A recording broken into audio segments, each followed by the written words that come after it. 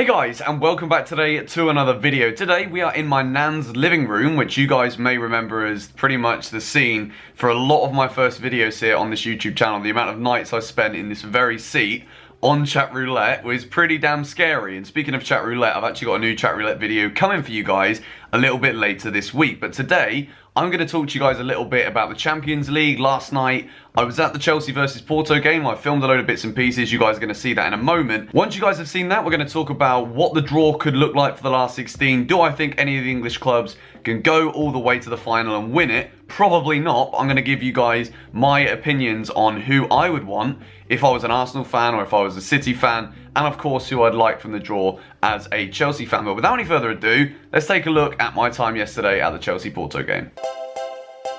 Got out that train, got to get on another one.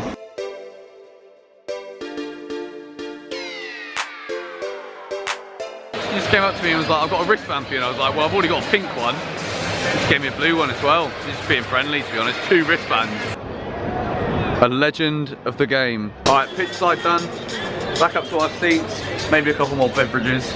No, one more beverage, actually. 2-0 Chelsea, yeah.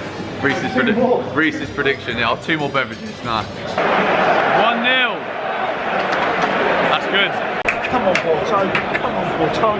Right, so it was 1-0 Chelsea at half time. Good performance in the first half. Going out for the second half now.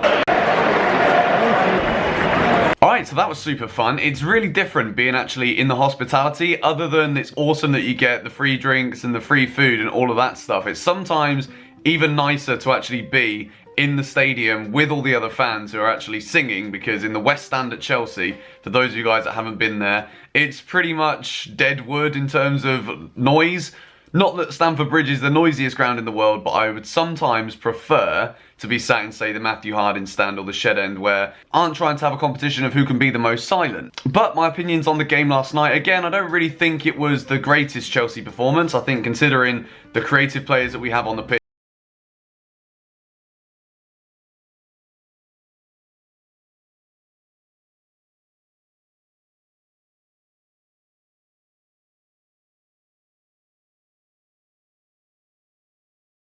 really get much better than that after being beaten at home to Bournemouth. Who do I want Chelsea to draw then in the last 16 of the Champions League? No disrespect, obviously, if you get to the last 16 of the Champions League, but there is one team that really does stand out as a team that we would like to draw in the last 16, and that is Ghent. Obviously, they've managed to get through their group, which in itself is bloody brilliant. But, you know, of all of those teams, I think certainly you do not want to be coming up against PSG. Juventus, they may not have been as great this season in the league, but obviously they did a job against Man City, and they're always going to be a tough opponent. Going to the San Siro is never really going to be the easiest trip. So PSG and Juventus are the obvious ones to avoid. PSV, obviously, they managed to finish ahead of Manchester United in their group, and I wouldn't have wanted to play United, no matter what you could say about their current form. PSV, yeah, maybe they could be the second team that I'd want to come up against. Roma, really good on their day as well. So it's not going to be easy. Whoever we get, it's going to be a difficult draw. The knockout stages of the Champions League is where it starts to get really serious, obviously. But if I had to pick one, I'd probably say that I'd like us to play against Ghent. Now for Arsenal, I just firstly want to say that I'm actually super happy that Arsenal beat Olympiacos and got into the last 16, because unlike some people who just want to see all of the English clubs other than their own fail in Europe, I'm of the mantra that unless we're actually playing against the other English club, or I don't follow the team they're playing against, I always want to try and see the English clubs progressing in the competition. So Olivier Giroud's hat-trick for Arsenal puts them into the last 16 of the Champions League, and it's looking pretty tough as to who they could play. It's not going to be easy for whoever Arsenal get in the draw. They can get Wolfsburg, Zenit, Real Madrid, Atletico Madrid, or Barcelona. Obviously, they've already beaten Bayern Munich this year. They've shown that they've got the players and they've got the capabilities of actually winning against the big teams. And I think Arsenal could actually be a dark horse this season in the competition. I'll get into where I think the English clubs are going to end up later. But I think if Arsenal can avoid Real Madrid or Barcelona, I actually think that they could either beat Atletico, Wolfsburg, or Zenit. So I think Arsenal could do okay if they get the right draw. If I did have to pick one though, I think Zenit had a pretty easy group, so even though they pretty much stormed it, I think that I would rather have Zenit than any of the other 4 clubs if I was an Arsenal fan.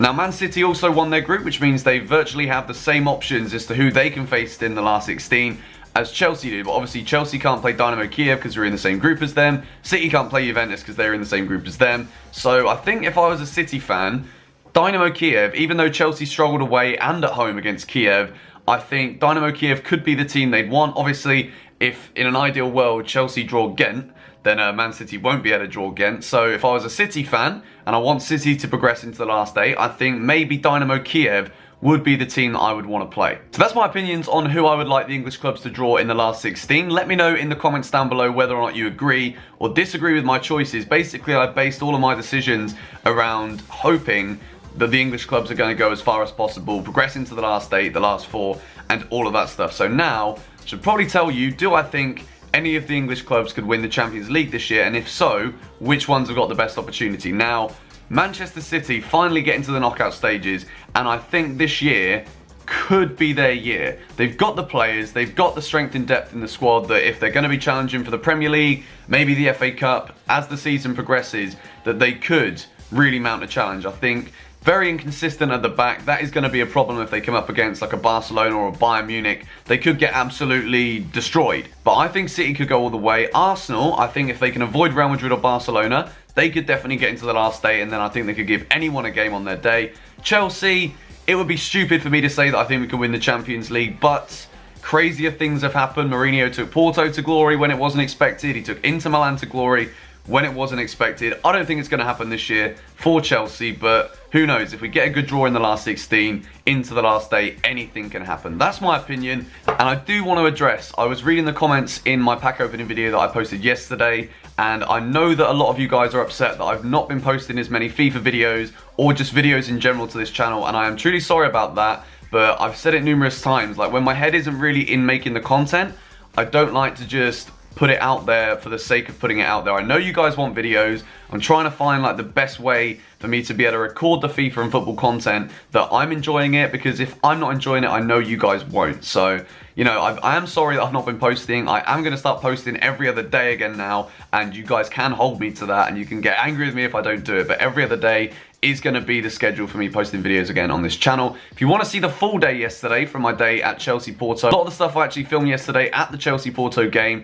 you guys wouldn't have seen on this video. If you want to see the daily vlog, be sure to go and subscribe to my daily vlog channel. Link will be down below. We've been doing it for like 34 straight days now, or 35 including today. So yeah, it's going to be awesome, and I will catch you guys later. Bye-bye. To set up, you guys can't hear me, can you?